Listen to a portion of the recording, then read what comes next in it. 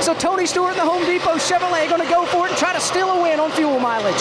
Tony can gamble a whole lot more than the Chase contenders can, that's for sure. Yeah, Carl Edwards on the attack. It looked like he was. Instead, Carl will come to pit road, and indeed, Tony stays on the racetrack, makes a real quick move down to the inside to get by Ryan Newman. He stays on the track. We're down to 6 laps to go as Carl Edwards comes in, makes his stop. Kurt Busch also comes into pit road, and again, these cars not contenders in the chase for the Nextel Cup. Let's follow Tony Stewart as he continues to make his way around the racetrack. Here he comes off the end of the back straightaway. Well, trouble for Casey Kane coming onto pit road. He spins his Dodge. The car loops around. Jimmy Johnson was coming down pit road. He saw Kane spin, and Jimmy pulls back on the racetrack. It's right in front of Alex Hayden. And Casey Kane creepingly coming through the grass.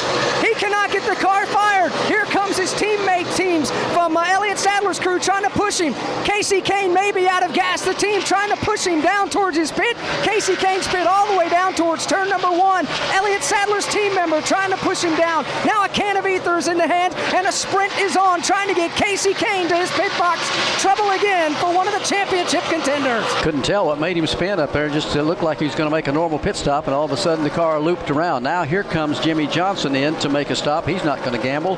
As a long ways down to his pit, they're still pushing Casey Kane, and the laps are winding down in a hurry. Now we're down to just 4 to go. Jimmy Johnson's going to head for his pit. Let's cover the stop. Barney, he's not going to gamble, but this is going to be a timely stop. This particular stop may not be timely. 2 cans of fuel, 2 tires on the right side, and Sunoco Racing fuel. The problem is, the last time around, Jimmy Johnson was on the apron, ready to come to the pits. He'd already slowed down out on the racetrack when the Casey Kane car spun in front of him. Johnson hooked it right, went back up onto the speedway, but he gave up. All of that speed carried around the racetrack, so it is going to be interesting to see if that may have cost the Lowe's team the win here this afternoon.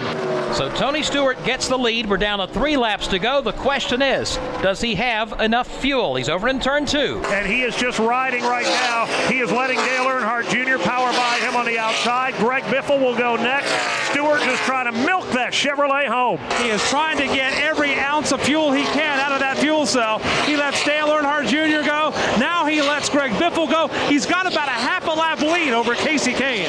Down to 3 laps to go. It'll be 2 when they cross the line here one more time around. Let's go downstairs to Adam Alexander. Well, Casey Kane was able to make his stop, Barney. Elliott Sadler, as you heard Alex Hayden talk about his crew, Casey's teammate pushed him partway down pit road. Then the Scott Riggs crew jumped over the wall and helped push. Casey was in the number 1 pit stall, so they had to push him the entire length of pit road. That's somewhere in the neighborhood of 2,000 feet. They were able finally to get him into his pit stall, top off the fuel tank, but a tough break for Casey Kane. Tony Stewart works off turn 4, comes down to the line, and we'll see the white flag with 1 lap to go this afternoon.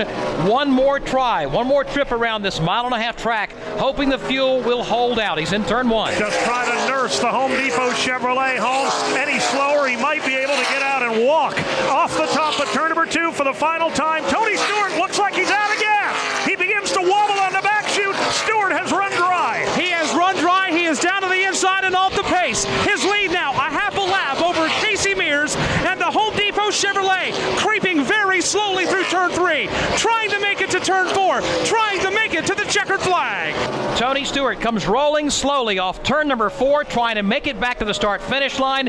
Casey Mears in position maybe to steal one today. It's not going to work. Tony coasts across the line. He will win the Banquet 400. Casey Mears apparently is also out of fuel. He's rolling slowly off turn number 4, an opportunity that went up in smoke. He could have won his first victory in the Nextel Cup Series. Instead, Casey Mears also runs out of gas. What a wild one today.